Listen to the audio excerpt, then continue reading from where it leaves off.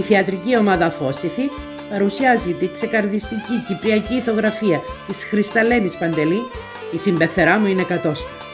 Παίζουν με σειρά εμφανίσεως οι ηθοποιοί Ανδρέας Φιλίππου Θεουλής, Χρισταλένη Παντελή Ανού, Ήρης Σωτηρίου Αρτεμού, Μαροδήμου Ερασμία, Πάμπος Μιχαήλ Χαμπάκης, Δημήτρης Ψωμά Σοφόκλης, Έλενα Νικολάου Αντρουλού.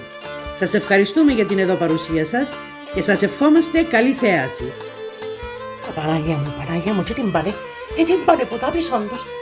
Να μεν τους διάμανταν όλα λίμερα να κατώνεται μες στα πόθηκια τους. Συμπεθερά, μα συντυχάννος όλα, τι κλανέμε. Συμπεθερά, μα πού πάει όλα. Αδε την, τώρα κι είμαι καλή για σου. Ρε Σοφόκλη, είναι τα βάστας ρε την μαΐρισαν παραμάσκαλα ρε και βουράς ρε. Κύριε Λέισον, και να με πεντάνουν όλοι που γύρω.